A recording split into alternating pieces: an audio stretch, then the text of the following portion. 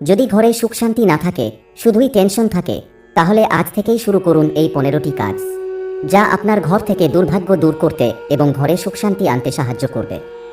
1. বৃহস্পতিবার বাড়িতে হলুদ কাপড় পরা শুরু করুন এবং হলুদ ফল খাওয়া শুরু করুন। আবার বুধবার সবুজ বস্ত্র পরতে হবে এবং হলুদ বস্ত্র থেকে দূরত্ব বজায় রাখতে হবে। এমনটা করলে ঘরে সুখ শান্তি ও সমৃদ্ধি আসে এবং সমস্ত সমস্যা দূর হয়। বন্ধুরা, সবচেয়ে গুরুত্বপূর্ণ কথা হলো, রাতে ঘুমানোর আগে রান্নাঘরে এক পাত্র জল অবশ্যই রাখতে হবে। এমনটা করলে ঋণ থেকে দ্রুত মুক্তি পাওয়া যায়। আপনি যদি বাথরুমে এক বালতি জল ভর্তি করে রাখেন, তবে জীবনে উন্নতির পথে কোনো বাধা থাকবে না এবং ঘরে সুখ আসতে শুরু করবে। 2. সকাল 6টা থেকে সকাল 8টার মধ্যে মাটিতে আসন বিছিয়ে পূর্ব বা উত্তর দিকে মুখ করে পূজা করা উচিত। শাস্ত্রে পাট বা কুশের আসন সবচেয়ে উত্তম বলা হয়েছে। 3. কর্পূর আপনার বাড়িতে সমস্যা দূর করতে সাহায্য করতে পারে। রাতে ঘুমানোর আগে একটি পিতলের পাত্রে খাঁটি গরুর দুধের ঘিতে ডুবিয়ে কর্পূর জ্বালান। এরপর এর ধোঁয়া পুরো ঘরে ছড়িয়ে দিন। এতে করে ঘরের সমস্ত ঝামেলা দূর হয় এবং ঘরে শান্তি আসে। 4. সনাতন হিন্দু শাস্ত্রে নীলাঞ্জন শ্রী শনিদেবকে কর্ম ও কর্মফলের দেবতা হিসেবে মানা হয়। তাই শনিবারে কালো রঙের যে কোনো বস্তু দান করা খুব শুভ। এছাড়া মানা হয় শনিবার অশ্বত্থ গাছে শনিদেবের বাস। তাই প্রতি শনিবার নিয়ম করে অশ্বত্থ গাছের তলায় সর্ষের তেলের প্রদীপ জ্বালালে কর্মক্ষেত্রে সব বাধা কেটে যায়। 5. আর্থিক দিকে উন্নতি করতে চাইলে বাড়িতে পঞ্চমুখী হনুমানজির মূর্তি বা ছবি রাখুন। তাহলে আপনার বাড়িতে ইতিবাচক শক্তি প্রবেশ করবে, আর্থিক অবস্থা আরও মজবুত হবে। দক্ষিণ বা পশ্চিম দিকে এই পঞ্চমুখী হনুমানজির ছবি বা মূর্তি রাখলে আপনি নতুন সম্পত্তির মালিক হবেন এবং আপনার দারিদ্রতাও কেটে যাবে। মঙ্গলবার করে হনুমানজির সামনে প্রদীপ জ্বালান। এতে সুখ সম্পত্তি আসবে বলে মনে করা হয়। জ্যোতিষশাস্ত্র অনুসারে এটা করলে শত্রুদের ওপরও জয় পাওয়া যায়। 6. জ্যোতিষশাস্ত্র অনুসারে কোনো দরকারি কাজে বেরোনোর আগে বাড়ির মূল প্রবেশদ্বারের মুখে গোলমরিচ ছড়িয়ে দিন। এরপর ওই গোলমরিচের উপর পা দিয়ে বাড়ির বাইরে বেরোন আর পেছন ফিরে তাকাবেন না। এর ফলে আপনার কাজে কোনো বাধা আসবে না বলে মনে করা হয়। 7. জ্যোতিষশাস্ত্রে সূর্যের স্থান সবার উপরে, এমনকি সূর্যকে ভাগ্য নির্ণায়কও বলা হয়ে থাকে। তাই প্রতিদিন সকালে স্নান করে সূর্যকে অর্ঘ্য প্রদান করলে তা অত্যন্ত শুভ ফল দেয় জীবনে। জলের সঙ্গে লাল আবির ও অখণ্ড আতপ চাল মিশিয়ে অর্ঘ্য দিলে কেটে যায় জীবনের সব বাধা।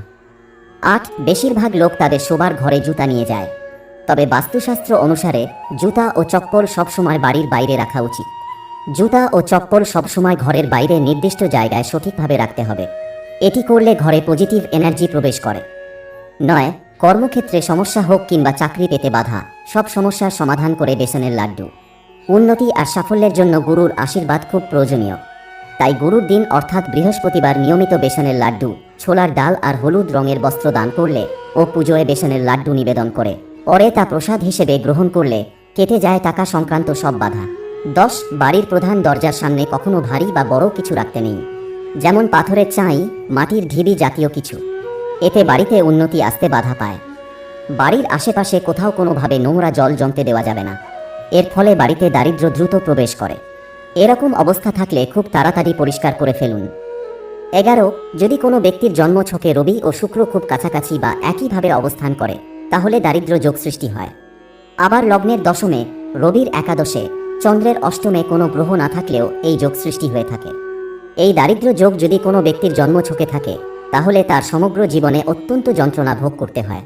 অভাব অনটন প্রায় সময়ই জাতককে তাড়িয়ে বেড়ায়। এই যোগ থাকলে কখনোই সহজে আর্থিক উন্নতি হবে না। এর থেকে মুক্তি পেতে একটি তামার পয়সা নিয়ে তা যে কোনো প্রবাহিত জলে ভাসিয়ে দিতে হবে। ভাসিয়ে দেওয়ার পর আর পিছনে ঘুরে দেখা যাবে না। এছাড়াও মা মাতঙ্গী দেবীর পুজো করলে এই দারিদ্র্য যোগ থেকে অনেকটা মুক্তি পাওয়া যায়। এছাড়া চুনি ধারণ করতে পারেন।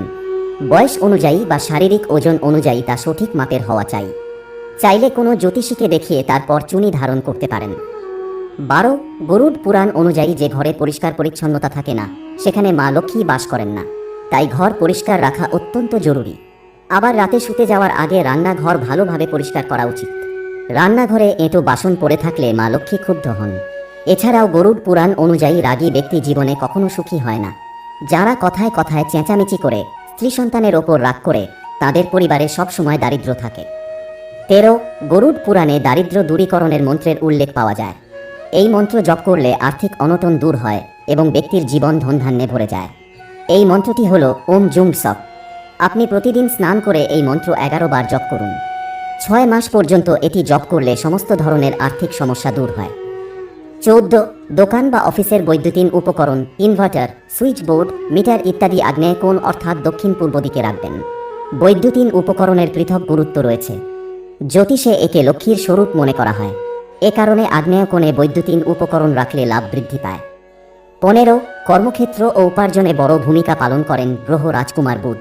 আর বুধের আধিপত্য সবুজ রঙে। তাই ইন্টারভিউতে সাফল্য কিংবা ইচ্ছামতো চাকরি পাওয়ার আশা রাখলে অবশ্যই সবুজ রঙের জামা কাপড় বেশি করে ব্যবহার করা উচিত। সঙ্গে সবসময় সবুজ পেন বা সবুজ কাপড়ের টুকরো রাখলেও উপকার হয়।